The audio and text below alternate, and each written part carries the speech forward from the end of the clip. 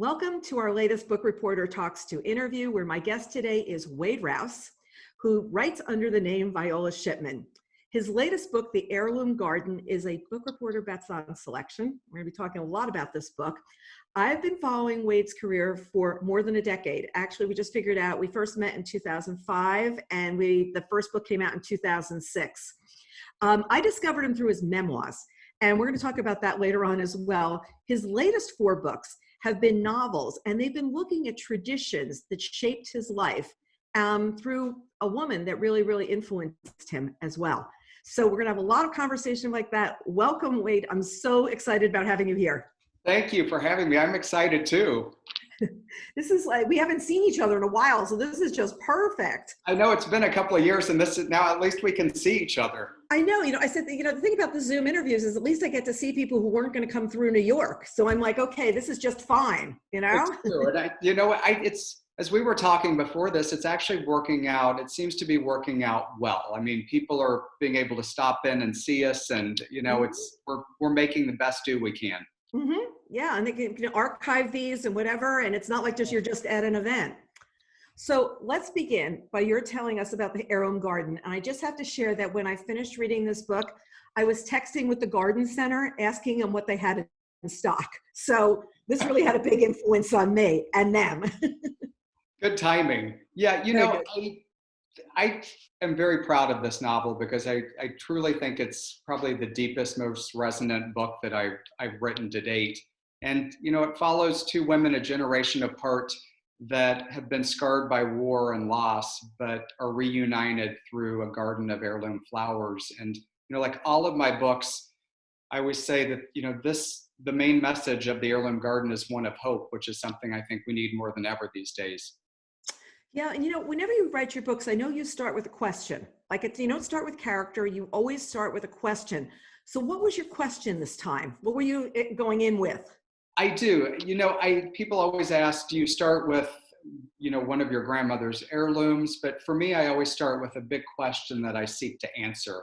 And, it's funny, I post that question on my laptop. And for this one, the questions were, and they've become even more ironic, I think, today, is what makes us isolate ourselves from the world and what gives us hope? And, they were questions that, have I gone through my life and have experienced loss? And, I think many of us, what our instinct is just to wall our heart off from the world. And, what kind of brings us back to life? What brings us love again and hope and joy? And those were the questions I really wanted to ask in this book and answer. Yeah, and I definitely felt that's what you were doing. Did you know from the start where the story was going? Like, did you? I don't. I love that. That's such a great question because I differ from, if you ask any author, I think it differs from author to author. I do a lot of character sketching. I like to know my characters inside and out, what they wear, what are their quirks, what are the phrases that they use over and over. But I don't like to storyboard my novels out so much that I feel handcuffed. Mm-hmm. I like to let things unfold and let it surprise me a little bit as I go through the novel. I have a general idea of where I want it to go, but I don't like to be so hemmed in that I'm looking at a note and going, okay, take it this way. Mm-hmm, mm-hmm. Your other books are in the office in New York right now, so can't get my hands on them. So I'm trying to remember, is this the first time you've done a dual timeline? I'm trying to remember. Did you do it before? It's, this is the first time I've done a dual timeline. And it was, it required significantly more research than I've done with past novels. Not only the flowers and, getting the heirloom portion right, but also the eras. We flash back and forth from World War II to 2003 during the time of the Iraq War. So I did a lot of research, but it was the first time. And, it was interesting because even writing it, I was like, I don't want readers to get off in the beginning of the novel. I want them to understand what's going on. So that took a lot of finessing in the first few chapters. Did you write all of the World War II sections together and then go back, or were you constantly going back and forth in time? I went back and forth, but that's a really good question as well. I did start out and write a couple of the World War II sections at once. You get in that time frame, you get in that thought process, that creative flow, and so I did a couple of those up front. Yeah, because it has a whole different vibe. That time period has such a different vibe of what you can and can't do. I mean, there are things that we think of, well, we think today is hard, but there was really much more difficult for communication, letters arriving, the way people receive news, the way people receive support. There was no social media. There wasn't anything for getting support quite the same ways. And you could retreat. And we're going to get into your character and why she did that. Was it always going to be about two women? Did you always know you were going to do two? Because I could see Iris at the beginning, but then I'm like, wait a second, which one came first? I did. Iris came first. And, it's interesting. I have two very dear friends, and they lived in Detroit for much of their life. And they lived next door to a woman, and we were having drinks one night, a lot of good wine. And they started telling me this story of their neighbor who propagated daylilies and who was very much alone for a majority of her life. And it kind of took root. And I started thinking of, my grandma, and she was really a terrific gardener. I still have her peonies. She grew these beautiful peonies, and I took starts, and they're in my Michigan gardens today. And, I lost my brother when I was 13 years old, and he was 17. And you can imagine what that does, that type of loss does to a family. And my grandmother eased my mother and me out of our beds and out of the house by getting us back into her garden. Just doing simple, repetitive acts that kind of grounded. And I knew I kind of had Iris. I knew exactly between those two, the two women that were given to me, their lives, I knew exactly how I wanted to approach it. And then the other, Abby, in her 30s, was inspired a little bit by, I have my cousin's daughter is a chemical engineer, and she went to Purdue. And you would think things have changed for women over the years, especially in engineering, but it really, hearing her stories and trying to make her way in the corporate world shocked me greatly. And so I kind of had a basis through her life and career of what I wanted to do with Abby too. It's interesting talking about the timeline. 2003 was difficult too, because I think writing, today we're so used to the technology we have, and we think it's been around forever. And I have to say my editor, Susan, was so great because she kept going, we didn't have that 2003. Right. Couldn't do that 2003. So some of the things I took for granted, actually 2003 ended up being harder for me to write about than even World War II, because you think things have been around longer than they actually have. Yeah, when you think about, 17 years ago, that's 17 years ago, but how much things have changed. A lot of people are talking about the pandemic and they're relating to what happened after 9/11. But 9/11, the communication was not what we have today. The internet was still primitive compared to what we have today. And I think that people being able to reach out to each other, people being able to gather at this point. And I think that when you're sitting and writing a book, you have to go back and realize how isolated people were even during that time, and for reaching out to get help or whatever, it wasn't the same way. You're exactly right. I mean, and I reflect back on 911, and I know you were much closer, but at the time I was working at a private school, and we all were in a state of panic, and we all wanted to, our goal was to protect our children, and the way that we got the news totally different than we would receive it today, and the way that we reacted. So you're exactly right. Yeah, but and as you're writing, you have to sit there and drop right into that complete time frame of what they're eating. Every single thing has got to change of what and you almost have to go back and look at old magazines and say, and you do that? Is that something you do to go look for research? I do. I do. I read a lot and research online, but that you hit it. I really do like old magazines, because I think they kind of put you in the feel and the era and the look, and you can flick through and see what people were wearing and eating and using and how they were communicating. So that is one of my big tricks that I do. it's interesting.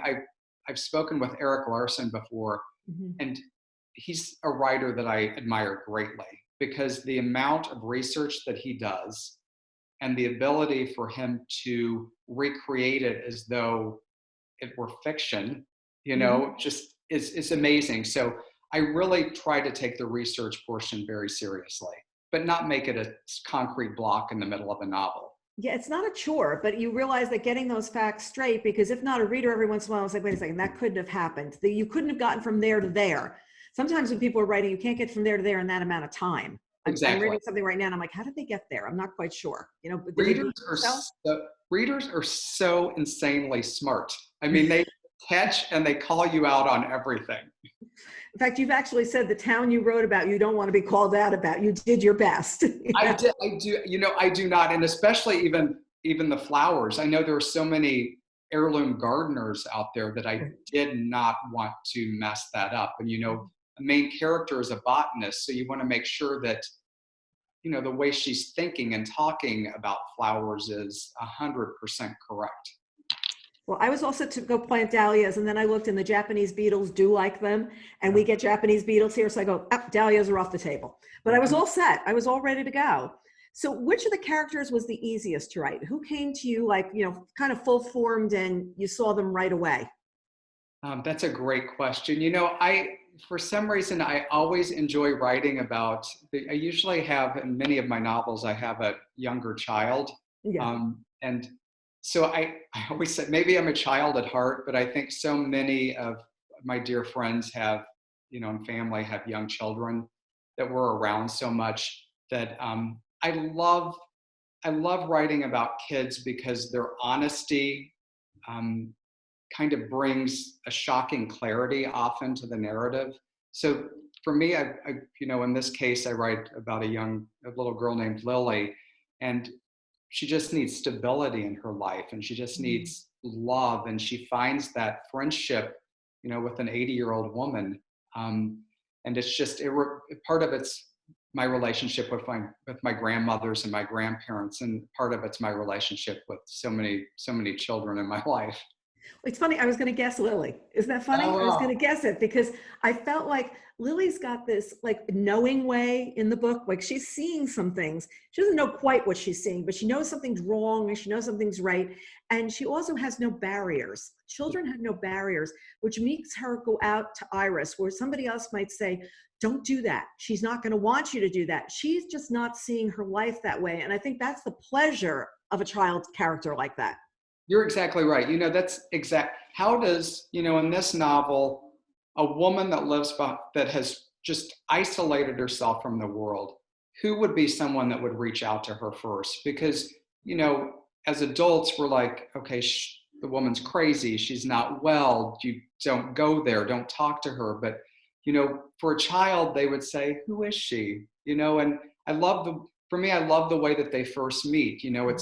They're bleeding hearts that have trickled through, an opening in the fence that the little girl finds. And, Iris ends up telling her kind of a lovely story about what bleeding heart means and how you can recreate the flower. And so to me, that was a lovely way to introduce the two and kind of break that wall. And it was just the perfect flower for her to find too, because they were both bleeding hearts in a lot of ways too. So You're it was exactly really the dead on flower for you to work with. right. Which character was the most difficult to do? Do you know, for me, it was Corey. It's the husband in Yes. the That would be my novel. guess. Yeah, it's again, he's a military guy that's returned from the Iraq War and is suffering from PTSD. And he was somebody who had a lot of difficulty writing. And I have a very dear friend that had, returned from war, and she had gone through severe depression. She had PTSD, and I sat down with her for many, many days over the course of a few months, and she shared her stories and how she sort of felt abandoned returning to the world. Everybody wanted her to be normal again instantaneously, and it was impossible. Just normal life was too hard for her Mhm. for a long, long time. So she really shared a lot of her heart and soul in her journey. And then that really inspired me to write his character. Well, even with what we're going through now with the pandemic, you see that when people start to leave the house again, how are they going to feel? And that is nothing like war. That's nothing like everything coming at you. But it's reassimilating yourself into society. It's reassimilating. What are friendships like after this? What are the roles that everybody's going to play after this? Because it's really been such a 6-8 weeks of crazy time. You're right. And it's interesting, even just human interaction, going to the store is a incredibly different, almost a sad experience right now. When I go out for a run or a walk, I wear a mask, and you can see people cut to the other side of the street, or I pull up my mask as quickly as I can if I'm approaching people. And you can just see we're gauging each other very differently right now. Yeah. It's understandable, but it's heartbreaking too in many ways. But you could also picture somebody coming back from where their friends had been shot, or they've been living in danger. And now they're coming back, and it's the big party that you're back, and then get on with your life. And it's the transition role of coming back. You could see how he's in a very different place. He's in a very, very hard place. He's coming back to be the husband, the father, all these things. But there have been big gaps in doing those roles. So it's almost like you have to learn those roles again of what is a father. And when he left, Lily was young. I mean, it's what happened to her along the way. That's exactly right. And there's a scene that that my friend shared with me about another friend of hers, that their daughter had been born, and I used part of this scene in the book, had been born so early that when he finally returned, the girl was old enough that she didn't even recognize who her father was. Yeah. And it was such I cried when she was telling me this story. But those are the pieces, and many of us don't do well with people that are going through things like that. We want people to be normal again, just be okay. And that's not always the case. You can't just flip the switch. No. Well, and then we've got Iris, who plays a what if game about her husband. Like, what if he hadn't gone to war? What if this hadn't happened? What if? And I felt like that's something we spend a lot of time doing in life as well. And I think you really made a very big point about that, which is something I hadn't thought about much, that we often do is, well, if that didn't happen, this would have. And you never think that something worse could have happened or something different could have happened, You're exactly right. And, much of that, in my personal life, I've experienced a lot of loss. My brother, my immediate family, my parents both passed away within the last few years. And so much of that is my own reflection.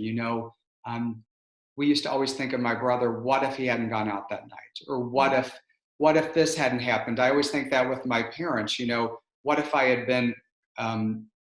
had never left them? Would they have done better if I'd always been next door to them? So I think that question of what if is one I play with myself, but I think a lot of people do as well. And I wanted to show that life can be awful, as we're experiencing right now, but it can also be incredibly beautiful. And you can only play that game for so long. There's so much incredible beauty in this world that we have, and there are other people that we have to live for. And that's vital to remember. Well, it's also, loss is such a huge part of Iris's loss. She lost her husband and her daughter. And it's like the loss of her husband wasn't tough enough. Why did you layer in the daughter as well? Like that, and it was because it's such a poignant moment of her like getting ready to block herself off completely. That was a part that just evolved. And for me, I was looking at a character, and again, there's a lot of myself in her as well. And a lot of my grandmother too, what is the breaking point for us as humans and as souls? What is the point in which we just can't take any more grief? And so I layered that in because I thought it was it shattered her. And, for me, it led to a way to tell a story. And, this is a woman that propagates daylilies and roses that have characteristics of those she lost.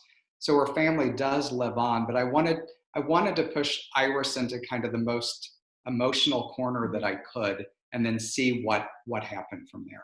And we won't talk about how her daughter died because that's also pivotal to the story, but it's also something very much of the day and another research rabbit hole to go down to learn about that, but we won't give that away.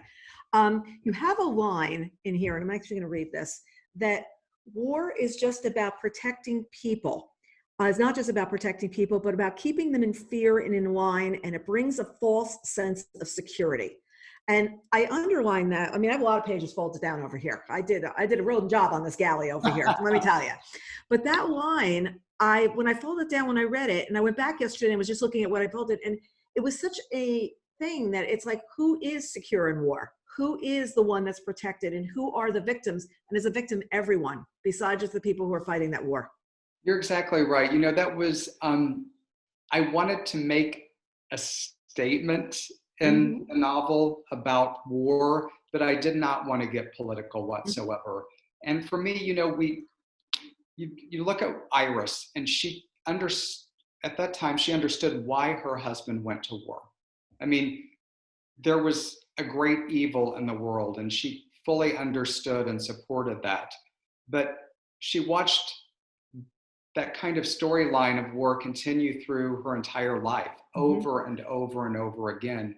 And never, I think so many times, did she ever feel safer or felt that her country felt safer because we were at war. And I wanted to, I just wanted to explore that a little more deeply without getting very political, but it's a thread that I weave throughout quite a bit in there. And I think that that's the kind of thing, if a book group was discussing, they could also go there and have that, because if you have different generations of readers, they have different ways of thinking about war, because war was fought for so many different reasons. That's and exactly, I think that would be interesting to look at. That's exactly right. And I talk a lot about Corey in the book as well, and people's reaction with him returning to, Iraq, the Iraq War, and I tried to show different people's responses to war through the book, and how it hurt Iris, how it hurts Corey, how it hurts Abby, and it's a difficult question, and one that I don't answer in the book, but I kind of leave up to readers to answer themselves. Yeah, Corey is so damaged by what's happened. He's suffering from PTSD. He's really in a damaged place. And I love when the therapist tells him that there is no normal anymore. There is no normal anymore. He has to find a new normal. And is that a line that you've heard people say before as you go through loss? Because things are not the same after you lose someone. It is. It's actually, it's taken from therapy a little bit. It was taken from my friend who was that returned from service and shared her experience and going through therapy. And also, a lot from my mother too. My mother was, I've told you this before, she was a nurse and a hospice nurse. And my mother actually got life. She's one of the few people, I believe, that actually got what life is all about. She got the big picture. And so she really taught me a lot about those things. So yeah. I weave her into almost every novel as well. You just see, because it's like, what is normal? We sit there and say so many times, and you think about it when you're going through adolescence, like what's normal, what's not. But I think that these days, as a young mother, as somebody who's has older children, what is supposed to be, because we used to go through life, I mean, the 50s, 60s was about the way to do things. And now there's not just one way, and people see that, but what's normal? We throw it up against the wall a lot more differently. That's exactly right. I always think of my father too. My father, loved the 1950s. He thought it was very happy days and everything was normal. And then came the 60s, and then I was born, and he used to always say, there's no normal in the world anymore. And my mom would always go, what is normal? I mean, There is no normal. Beatrice Williams, I remember, told me that she wrote, and the 50s was this really boring period before the 60s happened, and after the 40s. I mean, you think about it, in the 50s, not as much happened as happened in the 2 decades that bracket it. So normal there was very, very different than what was normal war, post-war, and then the 60s were just like, some other version. Some psychedelic version. I think where we wanted, my dad always said, you want stability. You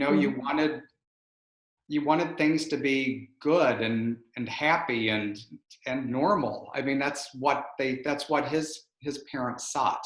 Yeah. So loss is a central theme in the book. So we've talked about like, how you decided to write about that, but it's also multi-layered with these personal relationships. Did you always know that you wanted that many layers to the people? Because there are a lot of little side stories when you sit and think back on this book that take you down these little streets, they resolve themselves and you come back out. And then there's another one taking you over here. I did, there it is, I explore, marriage, Mm-hmm. mother-daughter relationships, husband-wives, as well as friendship. And this book, I always say this, I love writing fiction because, we meet each other or we meet people out in the world and we think we have an idea of who they are just by talking to them and meeting them, getting to know them. But, truly we never see the ghosts that are on all of our shoulders. And what I love about writing fiction is that you can explore the ghosts that we never see. Um, you know, those are the things that make us who we are. They influence our decisions every single day. So it's fascinating to kind of go down those different avenues and explore people's ghosts. Yeah, and where the ghosts are coming to them for so many different reasons as well. And you Exactly. layer in like where that came from, where that thought is coming from, and everybody's insecurities or the things that really turn them on and move them forward. Both are looked at.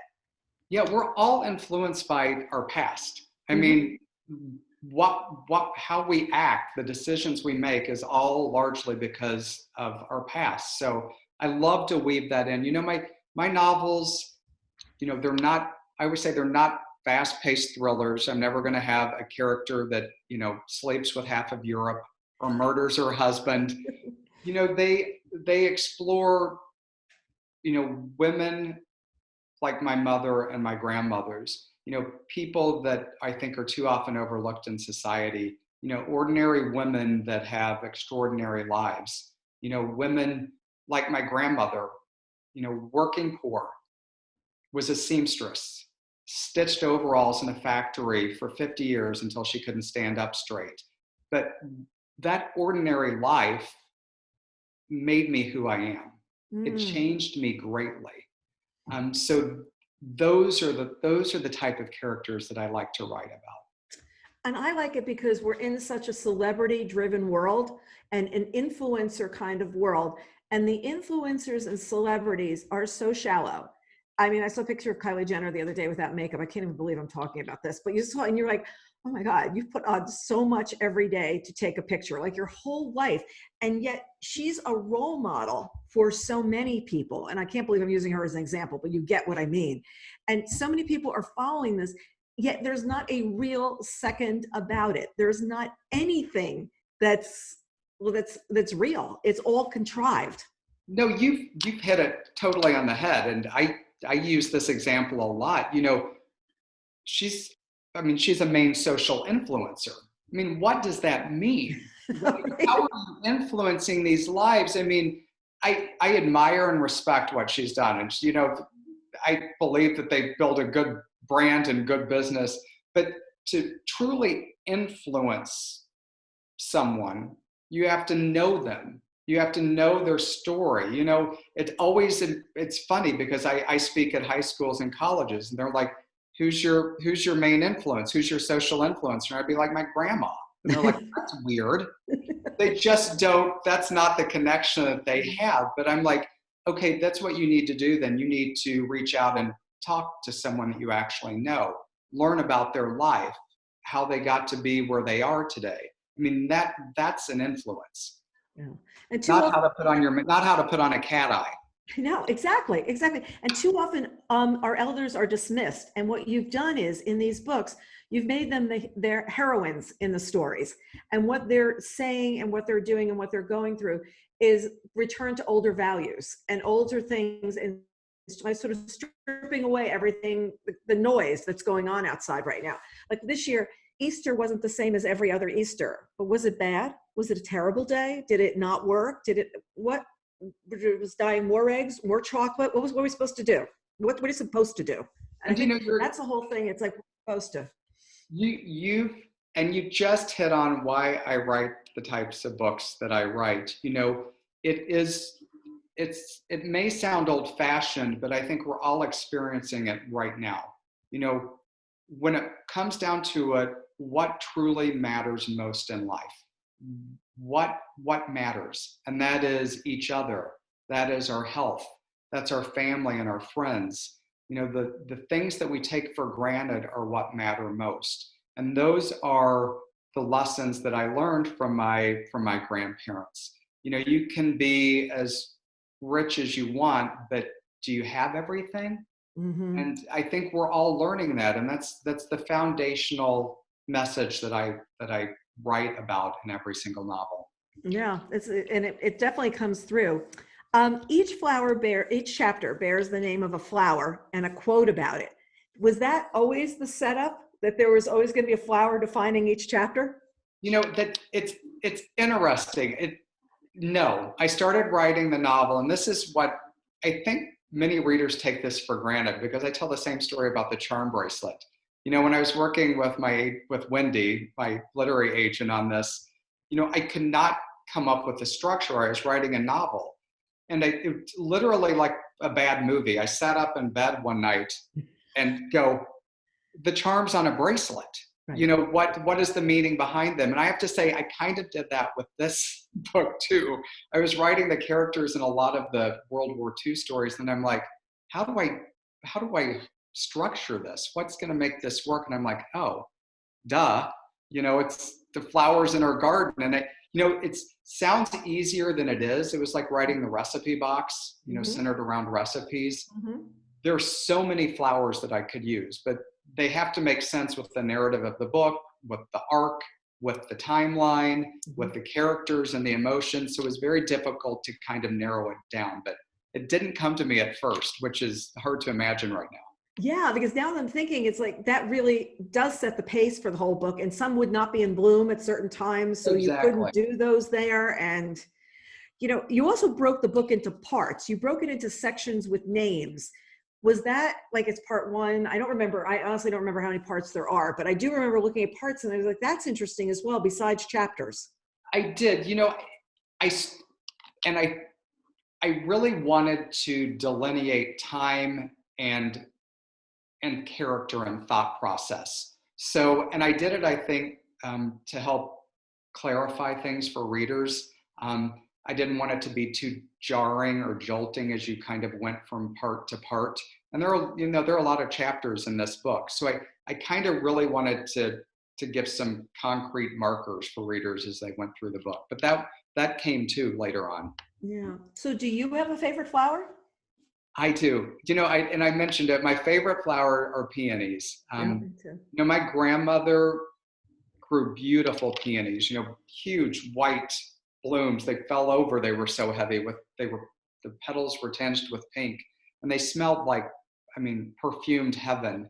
And my grandmother had a laundry line. She planted another row of peonies, and she would hang her laundry over it so she'd dry her sheets. So when I'd stay with her, for weeks in the summer, the sheets smelled like peonies. So it's like amazing.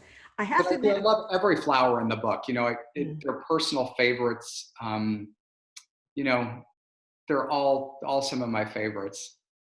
Well, my favorite is the peony as well. It's either that or hydrangea. I just love when they're really like lush. But I find that when they're cut, often they just droop like right away. Like, why did you take me off the bush? They do. The peonies always bloom the week of Book Expo, which is the big trade conference, the end of May. And the only thing I'm happy about with Book Expo being canceled this year is that I will see the peonies, because literally they start to pop Memorial Day weekend. I'm like, I'm going to miss them again. Like, I'm not going to see these. And the sad thing is, if it rains when the peonies bloom, they just like look like little dead woofs like on the ground. It's they're so horrible. They look so strong, but they're so sensitive. Yeah, the first rainstorm, if it thunders, I run out and I'm like, cut, get as many as I can. And I have covered them too. I've made a little tent over the top when it was going to rain, just to make sure they didn't get rain. It's really ridiculous. It's really ridiculous. But I get to see the peonies this year. And how about, let's play one more game with this. A tulip or an iris? Which one do you like more? Oh my gosh. Okay, these are good. I'm going to get in trouble. I actually like an iris more. I think they're stunningly beautiful. They have, they're regal. Mhm. I think they're unusual. There are a lot of varieties. But tulip where I live in West Michigan, and it was canceled for the first time in history, but they have a huge tulip festival, one of the biggest in Holland, Michigan, just north of where I live. Right. Insane. They have literally millions of tulips that bloom, and it's like a Technicolor lollipop land, but it's so beautiful. So I have to, it's an equal. What about you? It's an equal. I would say that the reason I don't love tulips is because when they die, the stalk just doesn't look as pretty, whereas the iris Yeah. stalk looks better later. For the rest of and a lot of times if you don't dig everything up, the rest of the season, you're just looking at like, ugh, like not looking great. So It's true. mine is not about when they're there, it's about when they're gone. You know what I mean? And I also never knew, though I have them, that daylilies only last a day. So now I'm gonna go out and really appreciate those because never caught that. So, being home, maybe I'll see the lilies more, Yeah. And they blooms on, but truly only one day. Right. One day, and that's it. Who knew that? Who knew that? You also referenced Monet's gardens. Have you seen Monet's gardens? Have you been there? I have, yeah. We went a couple of years ago, and it was, I always say and you know this, when you travel, you truly hope that the experience of visiting matches your dreams. Hmm. And his gardens did. I mean, and actually seeing the work, which I thought was, for some reason, I thought was small, and, they're massive, massive paintings, but his gardens are stunning and um, much bigger than I thought. And we spent many, many hours there, and you can see him painting there. I mean, as the day passed and the shadows changed, it was truly magical. And his house was amazing. So yeah, What season were you there? When were you there? we went summer, so it was Summer. a good time. Yeah. Yeah. So, and also here's one more question. For flowers, the color or the scent? Which one's more powerful? It's interesting. For a few, the scent is, but for me, I love the color. Mm. Um, we have acres of gardens, and when things are in full color, it's like a kaleidoscope that kind of fades. And what about It waves you? through. It waves through. I would have to say usually it's color because you can play with color in the winter. And what I'm missing these days is I'm not going to this. I haven't going to the store. My husband's been our hunter and gatherer, so he's been hunting and gathering, and he doesn't stop in the flower department like I would spend most of my time in the flower department picking out flowers and doing table. And I realized how much I've been missing that color around the house. I have all these empty vases and they're all sitting around, and it's not what normally would be happening around here.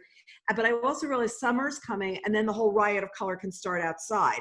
But I needed because I haven't seen color in a while, you know?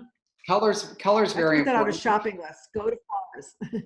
And there's a lot, like there's even, I like the characters there. I write a lot, for instance, about black-eyed Susans, and there's a chapter in there that I love that talks about, Iris is talking about black-eyed Susans, which can grow in ditches or you can have them in gardens. And she's like, does a Susan think it's any less beautiful than a lily? Or, so I like a lot of the common flowers as well. I used to grow up and would pick Queen Anne's lace, which we called chiggerweed growing up. It was so beautiful, but in the Ozarks it had chiggers all over it. And my grandma would be like, don't bring that in. But I'm like, I brought you a bouquet because it's so delicate and beautiful. So I like a lot of those very ordinary flowers as well that we take for granted. Well, it's like also when you bring the peonies in, the ants crawl all over the table. The So, ants go crazy, yeah. there is that too. There is that too. The illustrations in the book were really beautiful as well. And they sort of define, because maybe remember, oh, that's what the flower looks like and stuff like that. So were those always there, or was that something you decided on later? They decided on it later, and my husband Gary did all of the illustrations for the book. And I have to say, he started sketching. He paints and he sketches, and he was in the garden one day drawing, and I walked down to get another cup of coffee, and I saw him, and I'm like, wow, that would be a lovely addition to really, I think, bring kind of a heartfelt beauty to the book as well. So I reached out to my editor, and the publisher agreed, and he did all of the illustrations in a pretty short time. And I think they're a lovely addition to the book. No, they really, really are. So you live on 8 acres in Michigan, and you've got the house in Palm Springs. What are the gardens like at both places? They're different in both places, of course. Of course. Very different.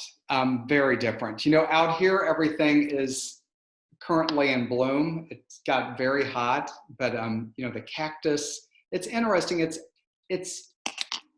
like a, I don't know, I wouldn't say a hard beauty out here, but you know, it's amazing to see, for instance, stunning blooms on cactus. You know, something that you really can't go too near, but you know, we have a pina colada bloom on a cactus, and it's these two stunning colors, just like a pina colada, that it's just gorgeous, and people stop and take pictures almost all day long.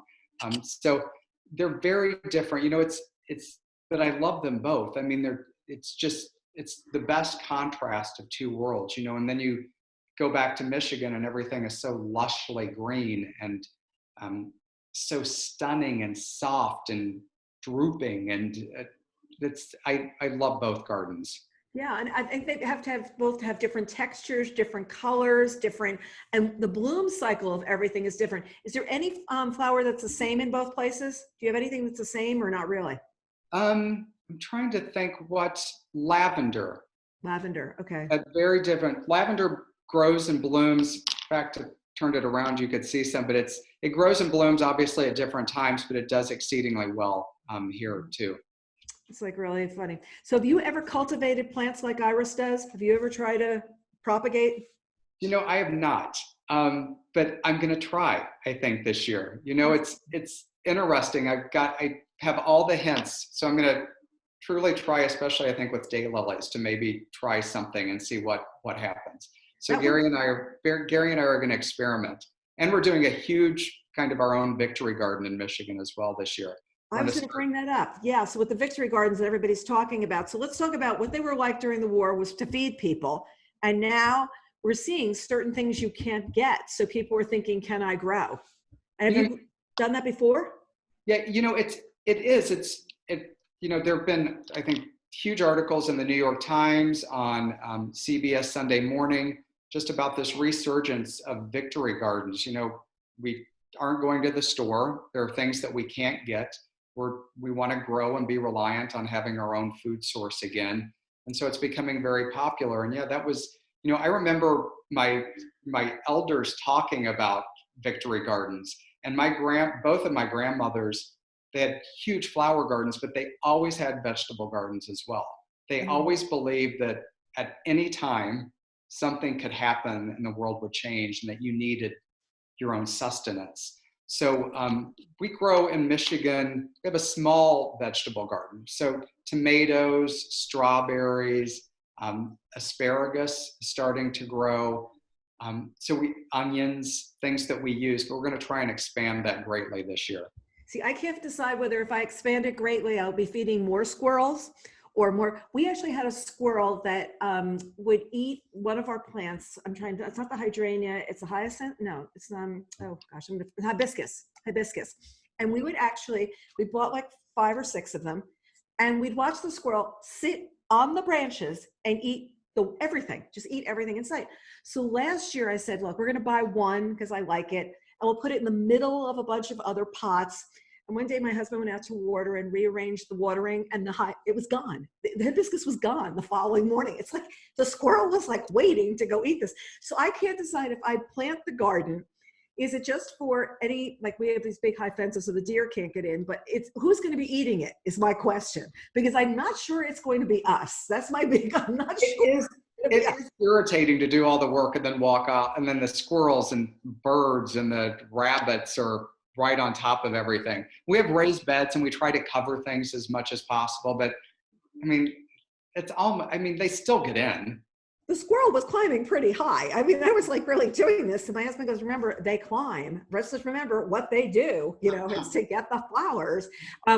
Last summer, we were away one evening, and we were out one night in June, and we came back and we have a big deer fence, and part of the fence was down. and they had gone in and annihilated the hosta and annihilated the some of the hydrangeas like overnight. I was like, how could something eat that much? I mean, really? And it was only one night because we were there the day before and it was fine. And ours changes every year. We go back when we return, depends on how harsh the winter was in Michigan. We had these beautiful ewes that we never had burlapped before. It was a horrible winter, and deer were under our front porch. And there was like, it looked horrible. There were like 2 stalks left. And I'm like, yeah. And just they're like, well, this is the year you decide that you're going to do this. This is what you're going to do.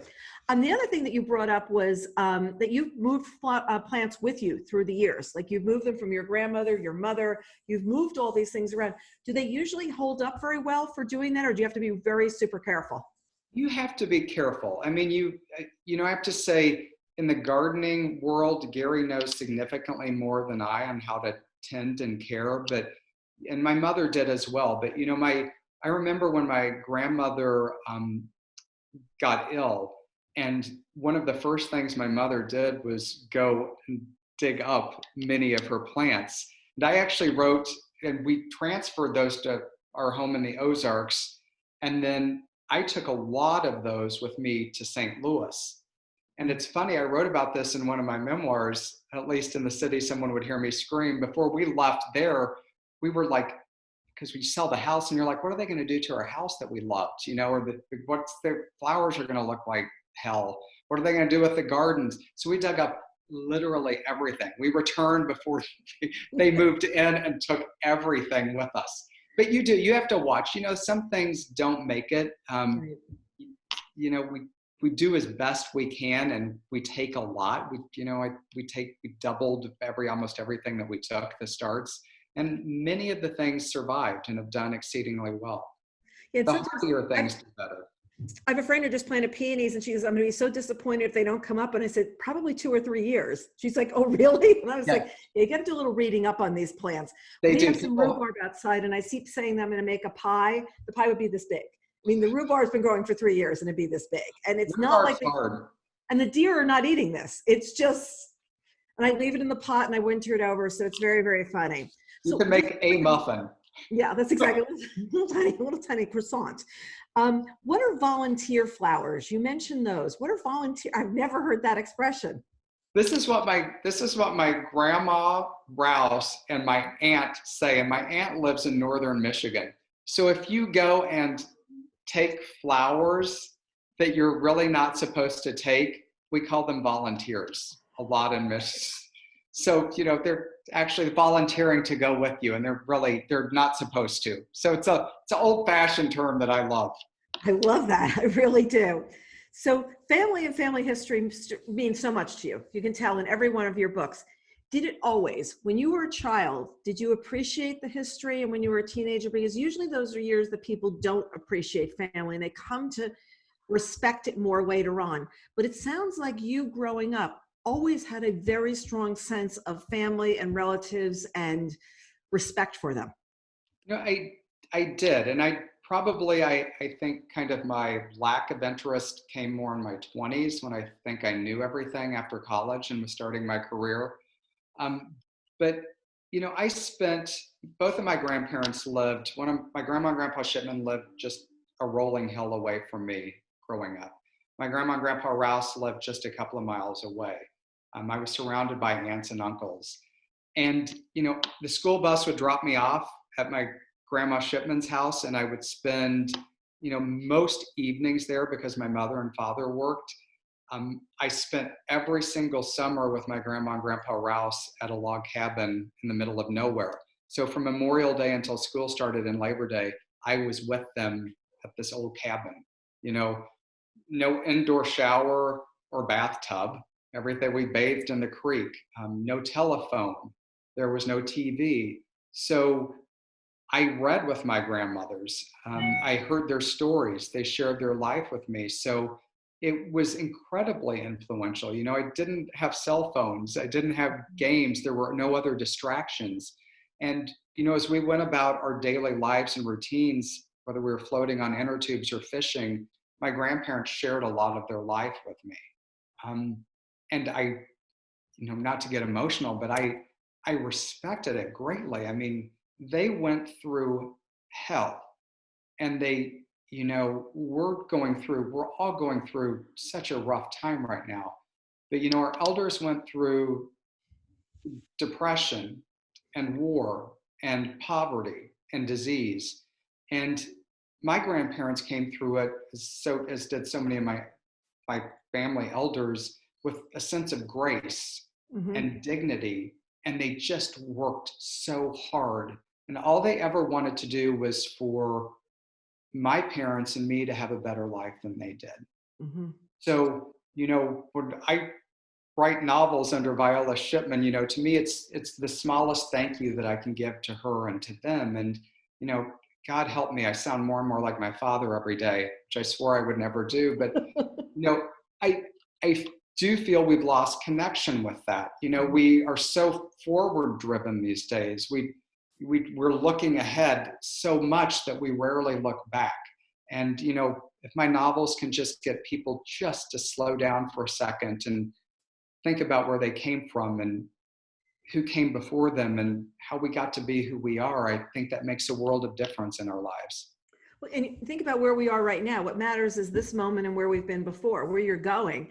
I mean, people are talking about retirement, everything else became nothing at all right now. It's just Exactly really right. not there, At one plot point, you're looking for the remains of soldiers from World War II. Does that actually happen these days? Or are they actually able to do that? It does. That was inspired by, and I reached out to, it was a story that I saw and found in the Washington Post. And I reached out to the reporter who wrote a lot about recovering the bodies, because so many soldiers were just lost. And now with, they have location testing of where they might have been. You can do DNA testing. There's a lot of work in trying to find, recover, and dig up the bodies. And money, but the military is doing that. And, a number of soldiers who, families are seeking answers. They want to know what happened. We all, they need some closure. So it was fascinating. Yeah. And it's happening more and more, and just technology has allowed that to happen. And the reporter, I don't remember his name right now, but with the Washington Post, did a wonderful series of articles on families who had found, husbands, fathers, grandfathers that had, had been missing and not been able to come home. Their bodies hadn't been able to come home. So it was very touching. And so I reached out to him, and he said, by all means, use as much of my research and story as you can. And so that was a, not to give too much away, but that was a lovely full circle for me in the book. Yeah, and it's I think that people are also looking for closure all the time. What can they find out that they didn't know? What can they see that they didn't know before? This is the fourth book you've written that's honoring your grandmother with, talking about traditions and things like that. So for people who don't know the other books, tell us a little bit about those as well. Yeah, my first novel, Viola Shipman novel, was The Charm Bracelet. And, it really talks about a grandmother who's going through early onset dementia that tries to reconnect with her daughter and granddaughter who kind of lost in their lives. So she ends up sharing the stories of her life through the charms on her bracelet. And that's very much inspired by, both of my grandmothers had charm bracelets. I asked a lot of questions about the different charms and what they meant. And, I thought they were all real things, but many of them were, lost hopes or dreams that my grandmothers had.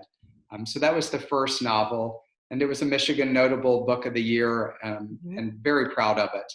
Second novel was The Hope Chest, and it was inspired by my aunt and uncle. My uncle had ALS, but both my aunt and uncle really, the story's about a marriage that's at its end, but it's also about hope that we find new beginnings. And, my aunt and uncle demonstrated through my uncle's illness what an amazing relationship truly is. That, going through hell, love can actually deepen.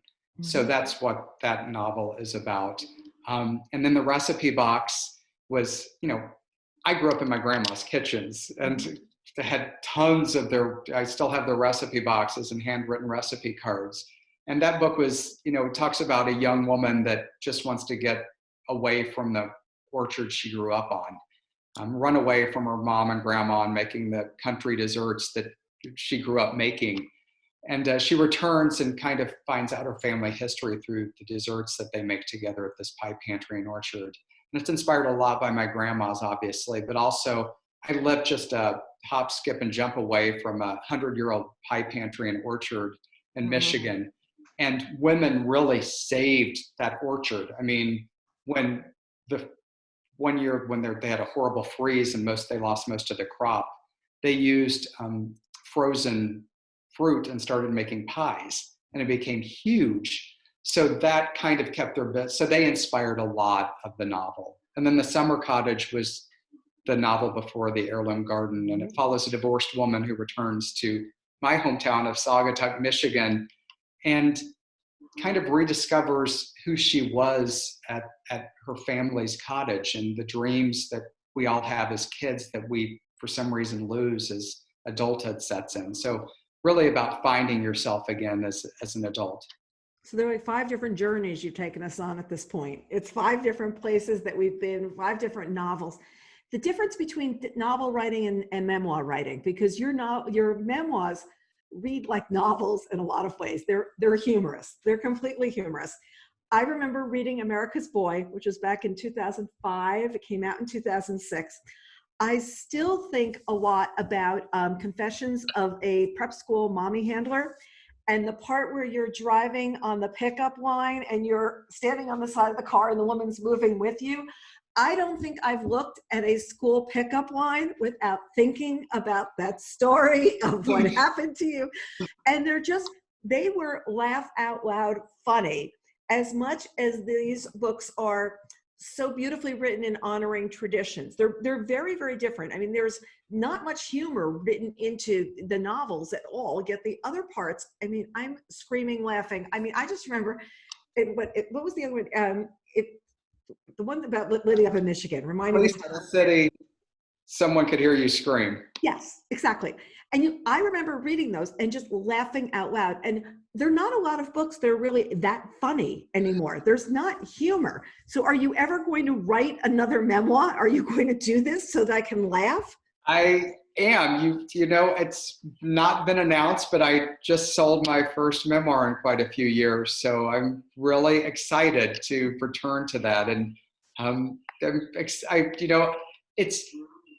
it's fascinating because, you know, writing humorous memoir is how I talk and made sense of the world. And writing fiction was very different process.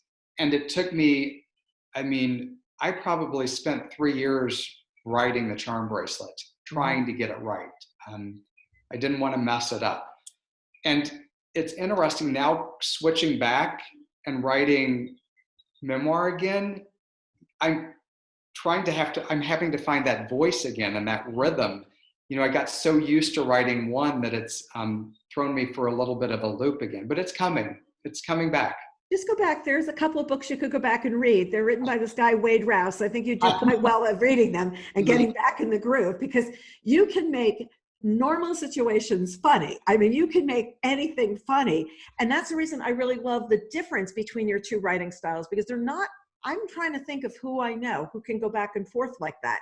And usually the people who are writing the more serious kinds of the heirloom novels that you're doing usually are that way in life. They're usually not laugh out loud funny at the same time, but you definitely can walk both paths. And that's something really to be said about you as a writer, because they're two different completely schools of writing.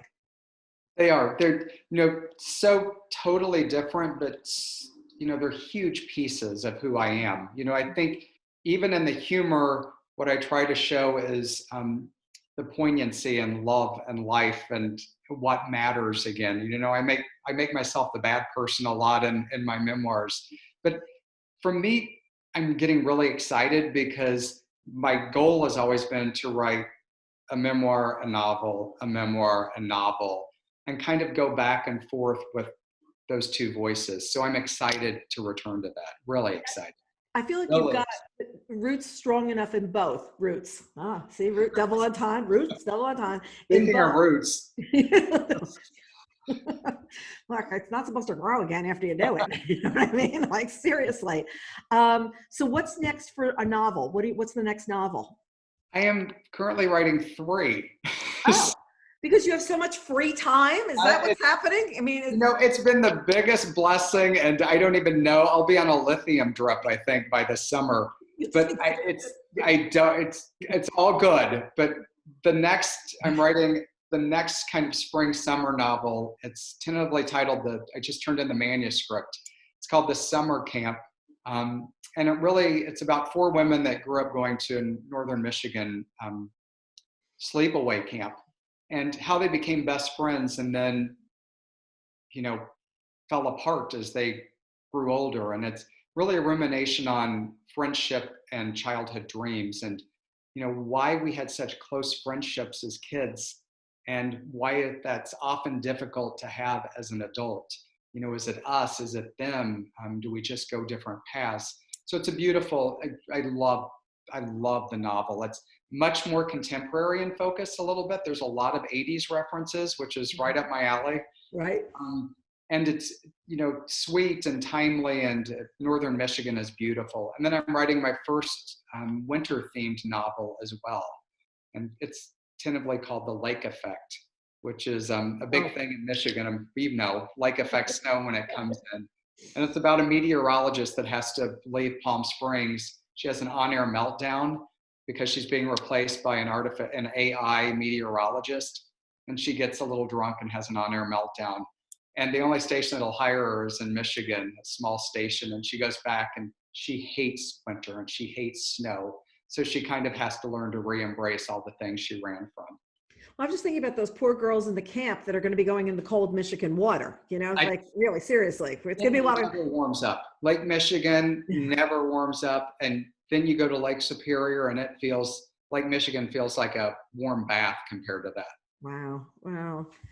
So do you choose what to write first, or are you juggling at this point, or you finish one project and then go on? I can only write one at a time. So, I was trying to devote a couple of days a week to working on the memoir, and it's not working well for me creatively. So I'm going to finish the winter novel and then just jump in full force into the memoir again. That's the way my mind works. I have to get lost into the storyline and the characters, and once I'm gone, I'm good, but I can't go back and forth. Yeah. I find that, do you send yourself notes though for the memoir? Like, do you do that at all? Because I do this thing where I write a newsletter every Friday night and I start a draft, and I actually have drafts of weeks to come of something I know I want to put in those weeks. And what I find is just having it there, I don't think about it. And then there are times I go, wait, what did I write there? I didn't even remember that. So you do that. Yeah, we're the same person. I mean, to me, and you're exactly right. That's vitally important. I might not be writing the book, but I am constantly note-taking. I mean, I probably have 20 to 30 pages of bulleted items that I want to write about, or cover, or a thought, or a memory, or something that made me laugh that I know that I'm going to incorporate. And that will make it much, like for you, it'll make it much easier for me to write because I can go back through. And I tell writers that all the time, whatever it is up here, get it down. Yeah. Well, even you think about Lake Michigan during the summer is very different than during the winter. So you've got to get that ambiance of what does the light look like? What does this look like? And if you're in a different season, you often don't remember that wouldn't have happened because it would have been dark already. It's 5 o'clock or whatever it is in Michigan. You're exactly right. And to stay on task, people, I always say people in my little resort town and even out here think I'm a serial killer because I carry Post-its. And even if I'm driving, I will post it and stick it on the window or whatever, because I don't want to lose the thoughts. So Right. Yeah, and it's like you'll sit there later on, but every once in a while I do look back at a note and go, what was I talking about? What did I mean there? I have no idea what that means at all. Something misspelled in the middle of the night, yeah. What was I doing? There was I had this really funny dream the other night, and I really thought I'd remember it in the morning, and I'm so mad I didn't, because the person that was in it would have absolutely been laughing at what happened, but now I don't even remember what it was. And I do a really bad thing where I draw arrows that go nowhere. It was in my brain. It was in my brain. You spend a lot of time talking to book groups, though, too. You spend a lot of time talking to book groups. What have you been some of your big takeaways about talking to book groups when you speak with them?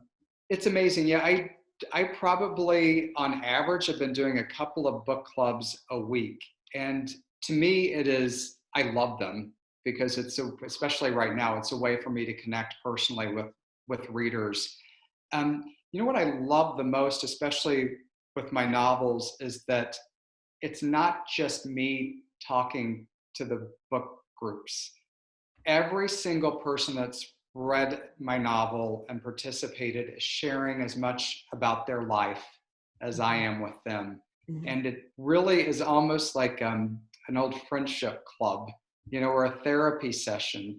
I'm amazed at how much time I spend with them, and I truly get to know them at the end of an hour or an hour and a half.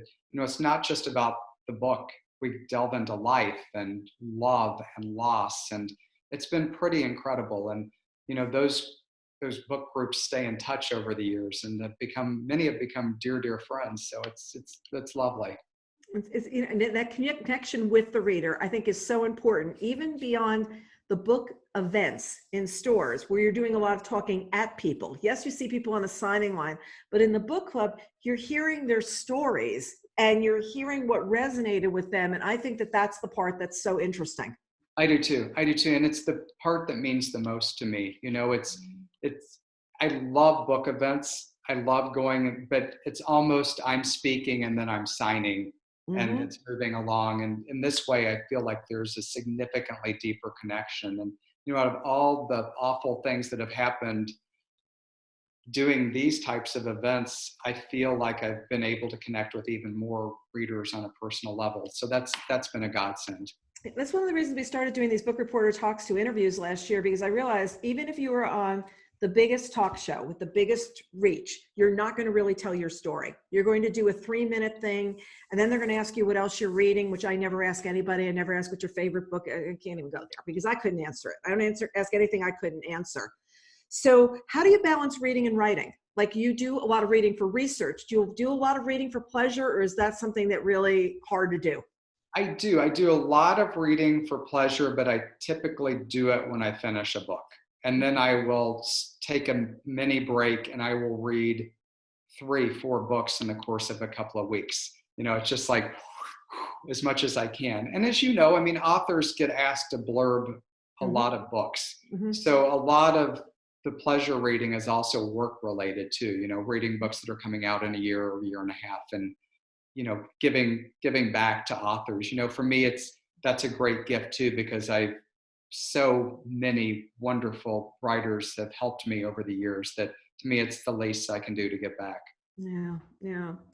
Well, I'm excited for our readers getting to read this for the first time. I will be going to the Garden Center the first week in May. They told me not to come before that. And there will be social distancing at the Garden Center, which I find was so interesting. They made the aisles wider, which is actually good because I'm bad with the cart.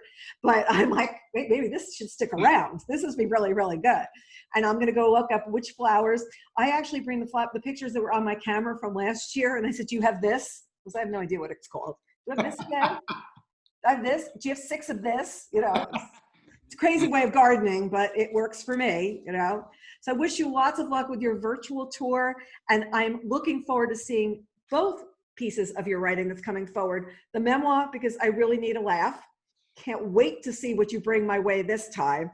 And the next novel that really makes me think about traditions and think about family and think about the things that matter. Thank you. I love you to pieces. You're the best. I'll be back. Thank you so much for joining me. And to our readers, till next time, thanks so much for joining us.